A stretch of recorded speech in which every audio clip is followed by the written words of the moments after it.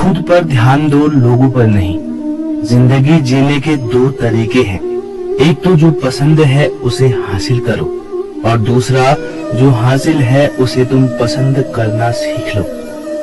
मुफ्त में तो सिर्फ माँ बाप का प्यार मिलता है, बाकी इस दुनिया में हर रिश्ते के लिए कुछ न कुछ चुकाना जरूर पड़ता है। बेइज्जती का जवाब इतनी इज्जत से दीजिए कि सामने वाला भी शर्मिंदा हो जाए। अगर जीवन में खुश रहना है तो अपनी जिंदगी के फैसले अपनी परिस्थिति को देखकर ले। दुनिया को देखकर जो फैसले लेते हैं वो दुखी ही रहते हैं। पुराने समय की बात है, नगर में रहने वाला मोहन नाम का एक लड़का अपनी जिंदगी से बहुत परेशान था। उसके निराश का कारण ये था कि अब वह कुछ भी नहीं कर रहा था। उसके माँ बाप उसे ताने मारते कि तेरे सारे मित्र कुछ न कुछ कर रहे हैं, लेकिन तू अभी भी घर में बैठा हुआ है। मित्रों के बीच अक्सर उसका मजाक ही बनता। वह कहीं जाता तो लोग उससे पूछते कि क्या कर रहे हो।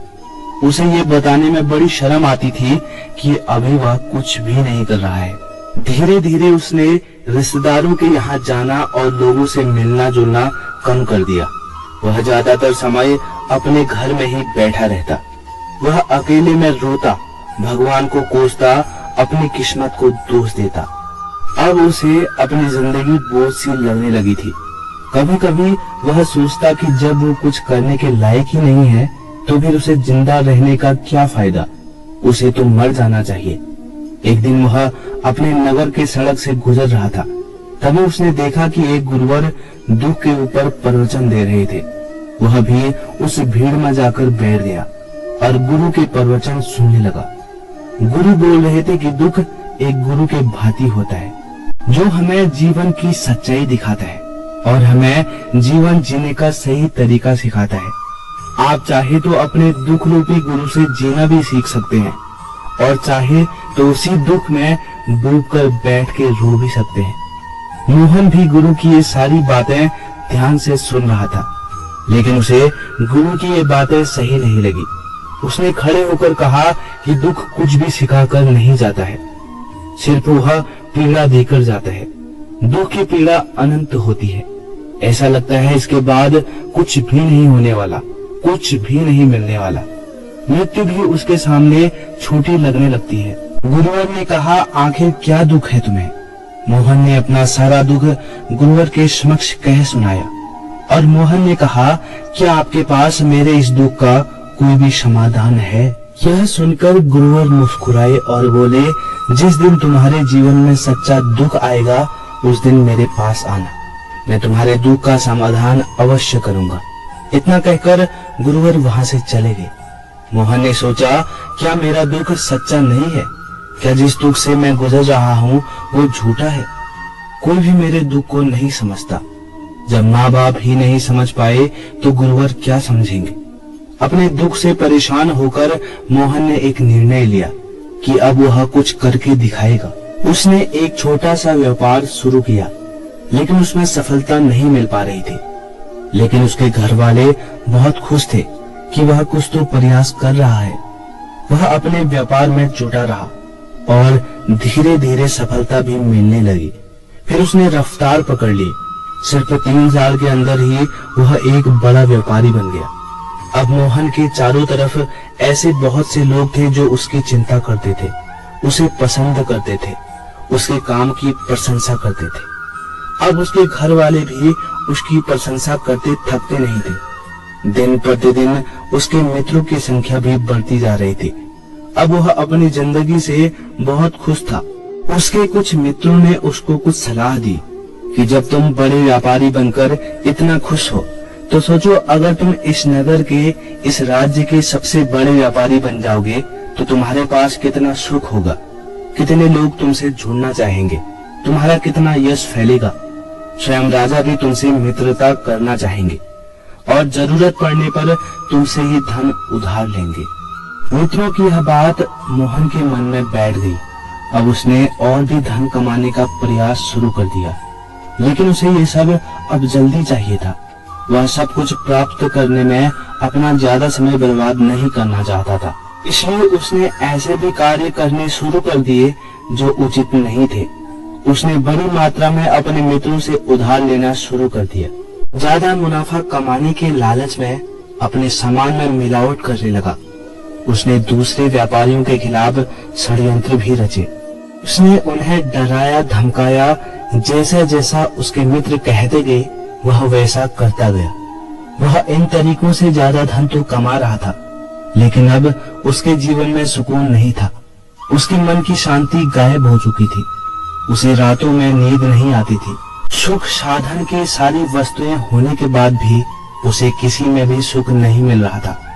एक दिन मोहन अपने बग्गी में सवार होकर कहीं जा रहा था। तभी रास्ते में उसे गुरु का आश्रम दिखा। वह रुक गया। वह गुरु के पास जाकर बोला, हे गुरुदेव, आपने बोला था जब तुम्हारे जीवन में सच्चा दुख आएगा तब मेरे पास आना। मैं अब बहुत ही दुखी हूँ। मेरे रातों की नींद गायब हो चुकी है। मुझे कहीं सुकून नहीं मिल पा रहा है। मोहन ने अपनी सारी समस्या गुरु के सामने कह सुनाई। गुरु ने कहा, जब तुम मुझसे पहली बार मिलने आए थे तब भी तुम किसी दुख में थे। तुमने उस दुख से क्या सीखा? मोहन ने कहा, मैंने सीखा कि सिर्फ सोचने और चिंता करने से कुछ नहीं होता। अपनी सोच को सच करने के लिए कर्म करना पड़ता है, और सिर्फ कर्म करने से भी कुछ नहीं होता। अपने कर्म को अंतिम पड़ाव तक ले जाना भी आवश्यक होता है। चाहे रास्ते में कितनी भी मुसीबतें आए, कितना ही निराशा हो, कितनी भी लगे कि अब आगे कुछ नहीं होने वाला, तब भी यह मानकर चलो कि मैं जो कर रहा हूँ उसमें अवश्य सफल होऊंगा। लोग सिर्फ सफल व्यक्ति को ही सम्मान देते हैं, फिर चाहे कोई कितना ही अच्छा क्यों न हो, वह लोगों की नजरों में बोझ ही होता है। यह सब सुनकर गुरु मुस्कुराए और बोले, यह असली दुख नहीं है। जब तुम्हारे जीवन में असली दुख आए तब मेरे पास आना, मैं उसका समाधान अवश्य करूंगा। मोहन ने जाते समय गुरु को सोने के सिक्के से भरा एक घड़ा भेंट किया। घड़ा देखकर गुरु ने कहा कि ये मेरा किसी काम का नहीं, इसे उस पेड़ के नीचे गड्ढा खोदकर दफना दो। मोहन ने गुरु के कहे अनुसार घड़े को पेड़ के नीचे दफना दिया और वहां से चला गया। कुछ दिनों तक व्यापार अच्छी तरक्की कर रहा था, लेकिन गलत व्यापार की वजह से धीरे धीरे उस व्यापार में घाटा होने लगा।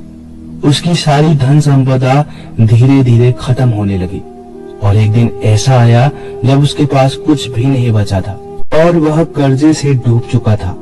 लेकिन वह निश्चिंत था, क्योंकि उसने सारा कर्जा अपने मित्रों से लिया था। वो सोचता था कि उसके मित्र उसके बुरे समय में उसका साथ अवश्य देंगे, लेकिन ऐसा कुछ भी नहीं हुआ। बुरा समय आते ही उसके मित्रों ने अपना उधार लेना शुरू कर दिया। उधार वापस न मिलने पर जान से मारने की धमकी भी दी। उसके चाहने वाले सब उससे दूर हो गए। उसके वो मित्र जो उसके साथ मौज मस्ती करते थे अब उससे दूर भागने लगे। उसके परिवार वाले उसकी गलतियां और कमियां गिनाने लगे। उसकी सारी संपत्ति नीलाम हो गई। उसके पास अब कुछ भी नहीं बचा था। उसने अपने पिता से सहायता मांगी तो पिता ने कहा, मेरे पास ये थोड़ी सी संपत्ति बची है, अगर ये भी मैं तुझे दे दूं तो मैं तुम्हारी माँ को कहाँ रखूंगा। ये संपत्ति हमारा एकमात्र सहारा है। मोहन के भीतर बहुत गहरा दुख हुआ। उसके आसपास कोई नहीं था जो उसके दुख को समझ सके, उसे संभाल सके। लोगों से मिले इस धोखे और विश्वासघात की वजह से वह अंदर से पूरी तरह टूट गया था। उसे लगने लगा कि अब जीने का क्या मतलब है, अब तो मृत्यु ही एकमात्र सहारा है। वो आत्महत्या करने के लिए पहाड़ी की तरफ जा ही रहा था, तभी उसे याद आया कि गुरुजी ने कहा था कि जब तुम्हारे जीवन में असली दुख आए तब मेरे पास आना। मोहन गुरुजी के पास गया और अपना सारा दुख उन्हें सुनाया। आंखों में आंसू भरकर बोला, मेरे इस दुख का समाधान कीजिए गुरुदेव। गुरुजी ने कहा, जब तुम्हारे जीवन में असली दुख आए तब मेरे पास आना, मैं समाधान अवश्य करूंगा। मोहन ने कहा कि क्या अभी जो मेरे जीवन में घट रहा है क्या वो दुख नहीं है? आखिर असली दुख क्या होता है? गुरुजी ने कहा, सबसे पहले तुम मुझे ये बताओ कि तुम्हें इस दुख से क्या सीखने को मिला। मोहन ने कहा, मैंने सीखा कि जो लोग हमारी सफलता, हमारी तरक्की की वजह से हमारे जीवन में आए हैं वो हमें धोखा अवश्य देंगे, क्योंकि वो बुरे समय में हमारे साथ खड़े नहीं थे। वह केवल अच्छे समय में हमारा फायदा उठाएंगे और बुरे समय में छोड़कर चले जाएंगे। भरोसा केवल उन्हीं लोगों पर करना चाहिए जो हमारे बुरे समय में, असफलता के समय में हमारे साथ खड़े रहते हैं। लेकिन ऐसे लोग हमें कम ही मिलते हैं, पर जिसके पास होते हैं उनकी कद्र करनी चाहिए, उनका अपमान कभी नहीं करना चाहिए। मैंने ये भी सीखा कि कभी किसी के खिलाफ षड्यंत्र नहीं रचना चाहिए, ईमानदारी और धैर्य के साथ काम करना चाहिए और कभी भी जीवन में लालच नहीं करना चाहिए। अपना सारा दुख अनुभव बताने के बाद मोहन आंखों में आंसू भरकर गुरुदेव के सामने बैठा रहा। थोड़ी देर बाद गुरु उठे और उस पेड़ के नीचे गड्ढा खोदकर वह घड़ा बाहर निकाला जो सोने के सिक्कों से भरा हुआ था और उसे मोहन को दे दिया और कहा, तुम्हारे जीवन में असली दुख जब आए तब मेरे पास आना, मैं उसका समाधान अवश्य करूंगा। मोहन ने गुरुजी को धन्यवाद और प्रणाम किया और वहां से चला गया। उसने उस धन से एक छोटा सा व्यापार शुरू किया। अब वो एक छोटा सा व्यापारी बनकर खुश था। अपनी पूरी लगन और ईमानदारी से व्यापार करने लगा। देखते ही देखते वह फिर अपने नगर का एक बड़ा व्यापारी बन गया। उसका जीवन खुशियों से और सुविधाओं से भर गया। लेकिन कोई कितना भी अच्छा हो, कितना भी अच्छा काम करे, दान करे, पुण्य करे, लोगों की मदद करे, लेकिन उसके जीवन में दुख आता ही है। तो मोहन के जीवन में भी दुख आया। वह अपने माता पिता से बिछड़ गया। मोहन अब दुखी हो चुका था। उसके अंदर बहुत से प्रश्न उठने लगे। वह घर वापस आया तो अपने माता पिता के घर और संपत्ति को देखा जिसके लिए वह लड़ते रहते थे। आज वो लावारिस पड़ी है। आज उसकी देखरेख के लिए, उसके लिए लड़ने वाले इस दुनिया से चले गए। उसके पिता ने जो भी कमाया था, जो भी बनाया था, सब कुछ यहीं रह गया था।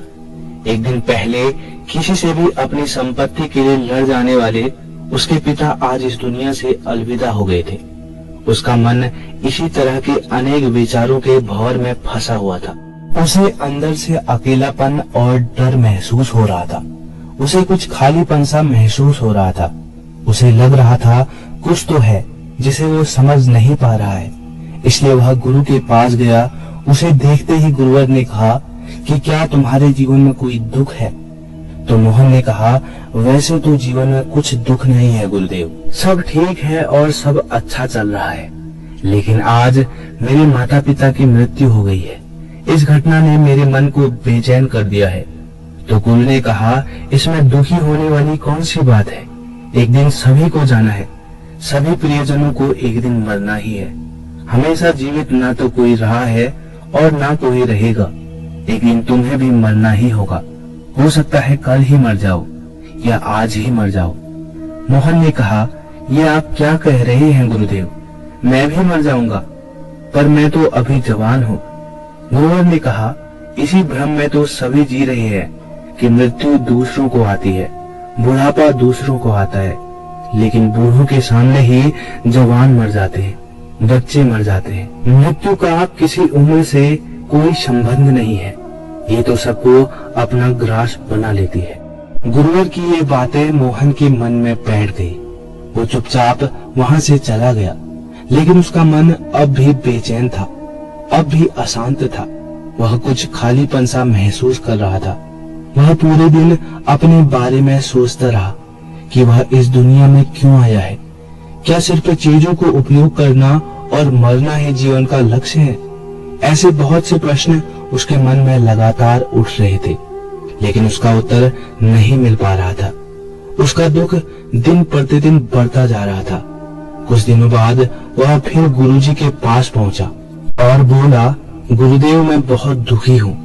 मैं ये नहीं जान पा रहा हूँ कि मैं कौन हूँ, इस दुनिया में क्यों आया हूँ। ये सुनकर गुरुजी मुस्कुराए और बोले, आज पहली बार तुम्हारे जीवन में सच्चा दुख पैदा हुआ है। वास्तव में यही दुख कहलाने के लायक है कि हमें पता ही नहीं है कि हम कौन हैं, क्यों आए हैं, क्या करना है, कैसे करना है। मोहन ने कहा, गुरुदेव मेरे इस दुख का समाधान कीजिए। गुरुजी ने कहा, हम सभी इंसान जीवन भर क्या इकट्ठा करते हैं? मोहन ने कहा, हम सभी इंसान जीवन भर धन संपत्ति, मान सम्मान, परिवार, मित्र, शत्रु, पद, प्रतिष्ठा, यही सब इकट्ठा करते हैं। फिर गुरुजी ने कहा, क्या इन इकट्ठा हुई चीजों से एक भी चीज साथ ले जाया जा सकता है? मोहन ने कहा, नहीं गुरुदेव, इनमें से कुछ भी साथ नहीं ले जाया जा सकता है। मेरे माता पिता के साथ कुछ भी नहीं गया, सब कुछ यही छोड़ गया, परिवार, संपत्ति, सब कुछ। तो गुरुजी ने कहा, अब मेरी बातों को ध्यान से सुनना। इस दुनिया में जो इकट्ठा करना है वो हम इकट्ठा नहीं करते। चीजें जो हमारे सामने होती हैं लेकिन हम उन्हें देखने का प्रयास नहीं करते। इस दुनिया में हमें जिस चीज को इकट्ठा करना है वो हम खुद हैं। हमें खुद को इकट्ठा करना है ताकि जब मृत्यु हो तो हम एक हो सके और स्वयं को पहचान सके। हम भीतर से बटे हुए हैं। हम बटे हुए हैं प्रेम में, नफरत में, क्रोध में, जलन में, धन में, संपत्ति में, पद में, प्रतिष्ठा में, मान में, पहचान में, धर्म में, जाति में। ऐसे ही सैकड़ों हजारों चीजें, वासनाओं में हम बटे हुए हैं। हम टुकड़ों में जीवन जी रहे हैं। इस बंटवारे की वजह से हमारी चेतना कभी एक नहीं हो पाती। हमारी चेतना बिखर गई है। इसलिए हमारे पास इतना भी समय नहीं है, इतनी भी ऊर्जा नहीं है कि हम मुड़कर एक बार अपने भीतर देख सके। वास्तव में जिस चीज की हमारे पास कमी है, सुविधाओं की कमी, मान सम्मान की कमी, इन कमियों को लोग दुख समझते हैं और जीवन भर उसे दुख बोलकर रोते रहते हैं। उनका समाधान खोजने का प्रयास करते हैं। उन्हें उनका समाधान कभी मिलेगा ही नहीं, क्योंकि जिन्हें लोग दुख कहते हैं वह असली दुख है ही नहीं। वो तो सिर्फ इंसान की चाहत है, उसकी इच्छा है, जिसकी पूर्ति कभी नहीं की जा सकती है। इसलिए यहाँ व्यक्ति को ऐसे दुखों का समाधान मिलता ही नहीं। इसलिए इन सब के ऊपर अगर अपने दुखों का परम समाधान चाहिए तो सबसे पहले अपने आप को इकट्ठा करो।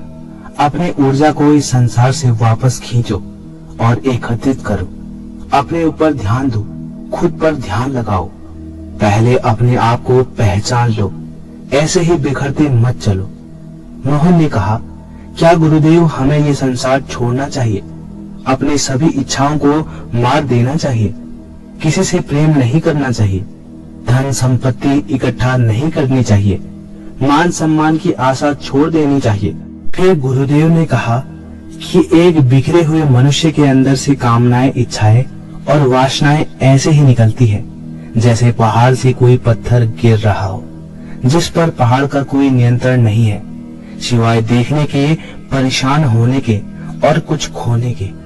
इसी प्रकार बिखरे हुए मनुष्य की इच्छाएं अनियंत्रित और दुखदायी होती है। उसका अनियंत्रित मन कुछ उपेक्षाएं और कल्पना करता रहता है और दुखी होता रहता है। लेकिन जब व्यक्ति एकत्रित हो जाता है तो वो जो भी करता है उसके नियंत्रण में करता है। वो जो भी इच्छाएं करता है उसके इच्छा से निकलती है। तब मोहन ने कहा, गुरुदेव आपने मेरे सच्चे दुख का समाधान कर दिया है। आपका बहुत बहुत धन्यवाद। मैं खुद को एकत्रित करने का प्रयास करूंगा। फिर गुरुदेव कहते हैं कि मानव शरीर में बहुत ऊर्जा है, बहुत शक्ति है, पर ये बेकार के कामों में भटक कर रह गया है, व्यर्थ की चीजों में लगा रहता है। यह ऐसे ही है कि जैसे एक अत्यंत शक्तिशाली मशीन किसी बच्चे के हाथ में दे दी गई हो और बिना सोचे समझे, बिना किसी नियंत्रण और जानकारी के बस इस शक्ति को कहीं भी बर्बाद कर रहा है। इसलिए अपनी चेतना की शक्ति पर ध्यान दो और इसे एकत्रित करो। मोहन को अपने प्रश्न का उत्तर मिल चुका था। उसने गुरुजी को धन्यवाद किया और चुपचाप वहां से चला गया। दोस्तों, इस वीडियो में बस इतना ही। अपना ख्याल रखें। मिलते हैं अगली वीडियो में। धन्यवाद।